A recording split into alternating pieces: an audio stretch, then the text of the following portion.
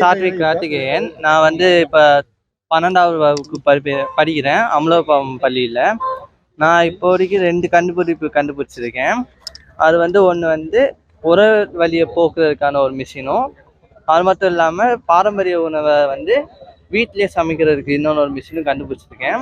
அதுக்கு வந்து நான் முதலமைச்சர்கிட்ட ஆசீர்வாதம் வாங்கிட்டு அவர்கிட்ட ஒரு கோரிக்கையும் வச்சுருக்கேன். மேலும் இந்த புதுச்சேரியில் வந்து ஒரு மையத்தை வச்சு என்னைய மாதிரி மாணவர்களுக்கு மேலும் உதவி செய்கிறதுக்காக ஒரு மையத்தை அனுபவிக்கிற புதுச்சேரியிலே அவங்களோட தலைமையில் அமைக்கிறதுக்காக கேட்டிருக்கேன். இதான் நான் இப்போ வச்சிருக்க கோரிக்கை. நான் வந்து இப்போ கேட்டலிஸ்ட் கிளப்னு ஒன்று ஆரம்பிச்சிருக்கேன், இன்னோவேஷன் கிளப்.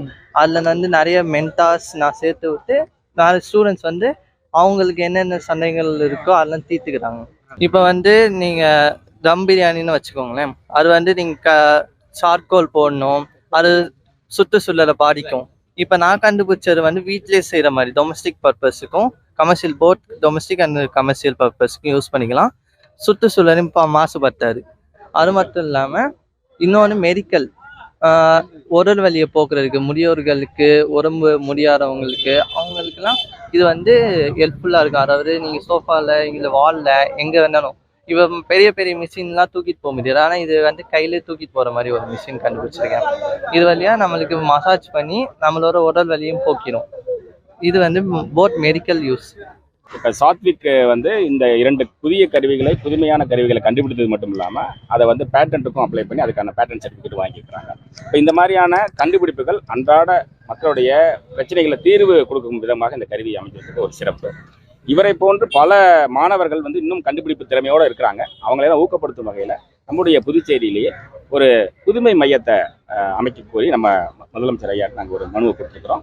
அவங்களும் கனிவோட பரிசீலனை செய்வதாக சொல்லியிருக்கிறாங்க.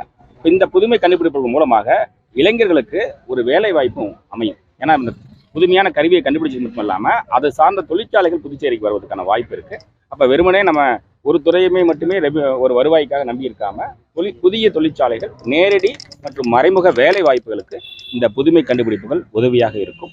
இந்த இன்னோவேஷன் போரத்தில் முனைவர் படிப்பு படித்தவங்க, விஞ்ஞானிகள், அரசு அதிகாரிகள் எல்லாமே ஒரு மெம்பர்களாக இருக்கும். புதுச்சேரியில் திறமை இருக்குது, நிறைய இளைஞர்கள்ட்ட மாணவர்கள்ட்ட திறமை இருக்குது. அந்த திறமையை வெளிக்கொணரும் விதமாக எங்களுடைய பணிகள் இருக்குன்னு தெரியுது.